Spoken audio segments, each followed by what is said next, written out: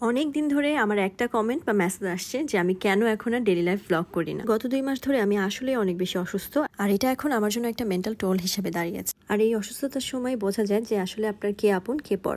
প্রায় 7-8 দিনের মতো আমি বাপের বাড়ি ছিলাম, সেখান থেকে আসলাম ফাইনালি বাসায়। আর কিছুদিন ধরেই হচ্ছে আমার বাসায় মেয়েটা নাই, সো আমার নতুন মেড রাখতে হবে। সো রুমে এসে দেখি অবস্থা খুবই খারাপ, ধুলাবালি হয়ে একদম খুবই বাজে অবস্থা হয়ে গেছে। আর আমি পার্সোনালি আওলা ঝাওলা রুমে থাকতেই পারি না, একদম খুব খারাপ লাগে আমার কাছে মেন্টালি। তো যাই হোক, আমি একটু গোছানোর চেষ্টা করছিলাম, প্রপারলি তো সেদিন রাতে গোছাতে পারিনি। অ্যান্ড আমার একটা পার্সেলও চলে আসে। আমি কিছুদিন আগে এই লিপস্টিকের কম্বোটা অর্ডার করেছিলাম। Oh my god, it was so good. And আমি খাওয়া দাওয়া তো করতে পারি না অনেক দিন ধরে। একটু পর দেখলাম আবিদ নিজ থেকে আমার জন্য অনেক স্ন্যাক্স নিয়ে আসছে। সে মাশাল্লাহ, এত ভালো হাজব্যান্ড পাওয়া আসলে কিন্তু ভাগ্যের বিষয়। মোস্টলি আমি আমার এইসব পার্সোনাল বিষয় কারোর সাথে শেয়ার করি না, বাট সেদিন মনে হলো একটু শেয়ার করি, তাই আপনাদের সাথে একটু ভিডিওটা দেখালাম। আর আম্মুর বাসায় টানা কয়েকদিন থাকলে এর মধ্যে আমি মাস্ট শপিংয়ে বের হই আম্মুর সাথে।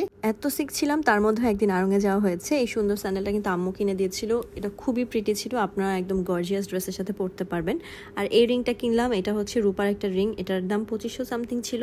খুবই পছন্দ হয়েছে। আর আড়ঙে গেলে রিং দেখলে আমার মাথাটা নষ্ট হয়ে যায়, সো টাকা পয়সা কম থাকলেও কেনার চেষ্টা করি। এগুলো ছাড়া আম্মুর বাসায় তেমন একটা ভিডিওই করা হয় নাই, বিকজ আসলেই আমি শিখছিলাম। ক্যামেরাটা অন করে যে কিছু একটা ফিল্ম করব, এটা আসলে ভালো লাগে নাই।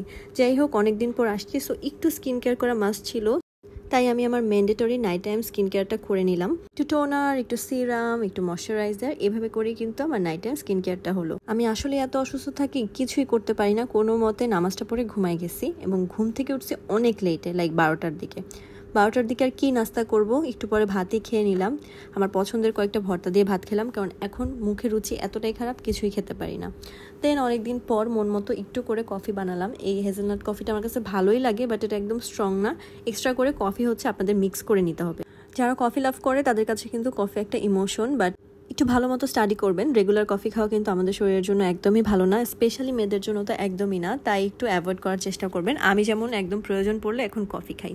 যাই হোক, আবার ঘুম দিচ্ছি কারণ শরীর খুব খারাপ। সন্ধ্যাবেলা উঠে কিছুই খেতে চাই না, আবির জোর করে একটা রেস্টুরেন্টে নিয়ে আসলো, বললো যে এখানে একটু খাও, তাহলে যদি খাওয়ার রুচিটা আসে। আর আমার অবস্থা দেখেন, চোখ মুখ একদম গর্তের মধ্যে ঢুকে গেছে। অনেক দিন সিক থাকলে আসলে যা হয়। যাই হোক, আমি ওই নতুন লিপস্টিকটা একটু অ্যাপ্লাই করে নিলাম, ভালোই লাগছে। আপনারাও কিন্তু এটা কিনে নিতে পারেন। তারপরে খাবার চলে আসলো, টমিয়াম স্যুপ নিয়েছিলাম আর হচ্ছে কোকোনাট শেক। টমিয়াম স্যুপের সাথে যদি একটু ভালো মতো চিলি অয়েল অ্যাড করে নেন, খেতে খুবই ভালো লাগবে। ও হ্যাঁ, রেস্টুরেন্টের নামই তো বলতে ভুলে গিয়েছি, এটা হচ্ছে খাওসান উত্তরাটা। ধানমন্ডিটা আমার খাওয়া হয়েছে, খুবই ভালো ছিল। উত্তরাটাও মাসাল্লাহ ভালো, জাস্ট আপনার একটু খাবারের সাথে ঝাল টাল অ্যাড করে নিতে হবে। ডাক্তার আমাকে ডেইলি একটা ডাব খেতে বলেছে, তাই আমি ওখানে একটা কোকোনাট শেক খেলাম, ভালোই লেগেছে, বাট কিন্তু একটু বেশি মিষ্টি। যাই হোক, স্যুপটা খাওয়া শুরু করলাম। আবিদ খুব একটা স্যুপ পছন্দ করে না, তাই বিয়ের পর আমার স্যুপ খাওয়া কিন্তু অনেক কমে গিয়েছিল। এরপর আবিদ রিয়েলাইজ করলো যে আমি স্যুপ অনেক পছন্দ করি। তো পরে দেখা গেল যে কিছু হলেই আবিদ স্যুপ অর্ডার করে এবং ও নিজেও খায়। সো সংসার জীবনটা কিন্তু আসলেই এমন, কিছুটা আপনি নিবেন, কিছুটা আপনি দিবেন, এভাবে করেই কিন্তু দুটো মানুষ গড়ে ওঠে। আর আমাদের দুজনের খুব ভালো স্বভাব বলেন কিংবা খারাপ স্বভাব বলেন, একটা স্বভাব আছে যে কোনো কিছু ঘটলে আমরা সাথে সাথে দুজনকে জানাই, এবং আমি তো অ্যাটলিস্ট ওর থেকে কিছু হাইড করিই না। ও চেষ্টা করে মোটামুটি সব কিছুই শেয়ার করান, আনলেস এটা খুব একটা ইম্পর্টেন্ট না। আমাকে আসলে অনেকে বুদ্ধি দেয় যে হাজব্যান্ডের সাথে সব কিছু শেয়ার করার দরকার নাই, এটা লুকাবা ওটা লুকাবা, বাট আমার পক্ষে এটা একদমই পসিবল না। আমি আসলে সব কিছুই শেয়ার করি ওর সাথে। যাই হোক, এখানে একটা টুকটুক ছিল, এটার মধ্যে আমি বসে একটু ছবি টবি তুলছিলাম। আর এই পিচ্চি বাচ্চাটা একটা র্যান্ডম বাচ্চা, ওকে আমি চিনি না, বাট ওকে আমি একটু ঠেলা দিয়ে পাশে বসছি। এখন আমাদের মেইন কোর্স চলে আসলো। আবির তো কিছুদিন ধরে রাতে ঠিক মতো খায় না, সো ওর খাওয়ার অ্যাপিটাইট একদমই কমে গেছে, তাই একটু অল্পই অর্ডার করলাম। এখানে হচ্ছে আমরা একটা বোল অর্ডার করেছিলাম, যেটার মধ্যে চিকেন ফ্রাইও থাকবে আর একটা কারি থাকবে আর রাইস থাকবে। এতটুকু খাবারও আমরা দুইজন মিলে শেষ করতে পারি না, কারণ আমাদের খাওয়ার রুচি এতটাই কমে গেছে, বাট ইট ওয়াজ গুড, অনেক মজা লাগছে খেতে। তারপরে স্টার ফ্রাই সি ফুড বোল নিয়েছিলাম। অনেস্টলি এটা আমার কাছে তেমন একটা ভালো লাগে না, কারণ সি ফুড তো আমি তো আর মাছ অত বেশি খাই না।